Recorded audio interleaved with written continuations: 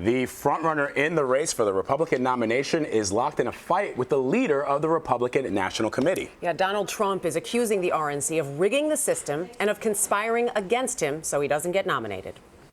Our Republican system is absolutely rigged.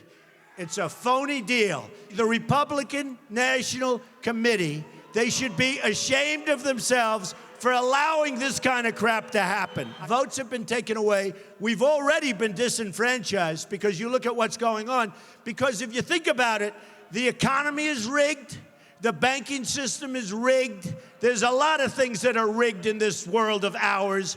And that's why a lot of you haven't had an effective wage increase in 20 years, folks, and we're going to change it. RNC Chairman Reince Priebus has lashed out at Trump, tweeting that the nomination process has been set for more than a year and that, quote, it's the responsibility of the campaigns to understand it. Complaints now? Give us all a break.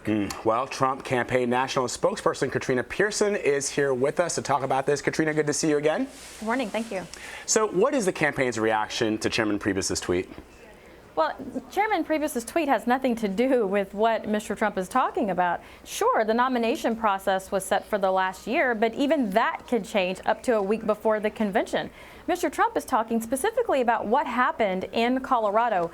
Mr. Trump entered this race in June. Colorado changed their rules in August of the delegate selection process. There was no vote, and the system was rigged. There were Trump delegates, which no one's even talking about, who couldn't even get in. Their credentials just disappeared. There were Trump delegates who weren't even on the ballots to be voted on. And yes, when you have 3,800 people, you can get some Trump delegates elected. But they've created this pyramid delegate system where by the time you get to the top of that system, it's the party activists choosing those people, which is exactly why not one Trump person was chosen. But Katrina, you're still talking about an 8-month period. And if the campaign can't figure out a way in that time to get those delegates, why is there a belief that going forward the Trump campaign can figure out other elements of politics? Well, that's my point. My point is, if we would have had 1,000 paid people on the ground, we still would have had the exact same outcome because they had no intention of allowing Trump delegates to move forward in that pyramid process. And we're seeing that same process take place right now in Indiana, where they're weeding out Trump people. You have GOP officials openly saying, and this was in Politico, that they're using Trump support as a filter in the delegate selection process. But Katrina, going forward, how then is there a belief that you'll be able to work with the Republican National Committee? I mean, at some point you have to come together. If you can't work within the system now, why in the future? Well, of course, and I think that will happen. What we've seen over the last 2 election cycles is the Republican establishment thwart down the votes of the people and push their own person in place. This time they can't do it. They tried to rig the system again, and it backfired because we have a candidate that can successfully fight through it. At the end of the day, the majority of the voters will come around to Donald Trump because he is the only one that can win a general election, and I think the party will come around as well. Katrina, but you see how some people are taking this, right? Donald Trump says that he is a person who knows how to exploit the rules. He said that numerous times on the campaign trail. That's what's made him such a successful business person. Presumably, to build a building in New York City, you have to know a myriad of number of laws and regulations. So the question is, if he is, as he says he is, a master of the deal, why wasn't he able to plan for this?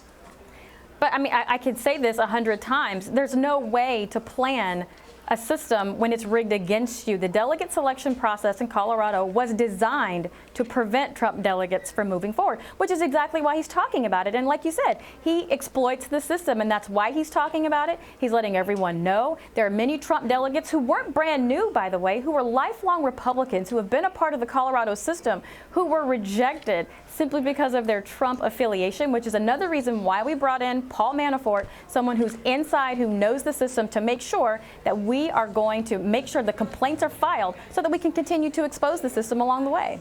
So at some point, as Dana points out, you're going to have a come to Jesus moment with the Republican Party. If Donald Trump is expected to win the nomination and ultimately the presidency, he will be the leader of the Republican Party. So does it make sense to go to lock horns with them? Well, I think it's the other way around. The RNC is going to have a come to Jesus moment with the Trump supporters, considering how the last election cycle, Republicans lost by about 5 million votes. And if you look at the trajectory of the Donald Trump voters that continues to pull in new people and drive voter turnout, Mr. Trump is the only one that can win. Mr. Trump has been doing everything he said he was going to do from the beginning. He wanted it to be fair, and now we have seen where the GOP party people are actually trying to rig the system against him. That's going to be a problem. It's the RNC that's going to have to realize that Donald Trump is going to be the Republican nominee, and they're going to have to come together with him if they want his voters. Katrina, it seems, in the best way I can say it, that it's more that Donald Trump is whining at this point instead of just going forward with the process. This is what it is. Well, I mean, you can call it whining. I'm calling it stating the obvious. So many times we have seen politicians get thwarted by the system, and they say nothing, and people are tired of that. The only way to make sure everyone knows what's going on is to talk about it. That's what leaders do. He is educating the voting public, because there are a lot of people who didn't know the system was this way, who weren't aware that even if your state voted handily for a candidate, that someone else can get the delegates, and this is happening on both sides of the aisle. So the more we talk about it, the more awareness we can bring to the voting public. All right, Katrina Pierson, we thank you as always for your time. Great. Thanks for joining us Thanks on to be CBSN. here. Yeah, thank you.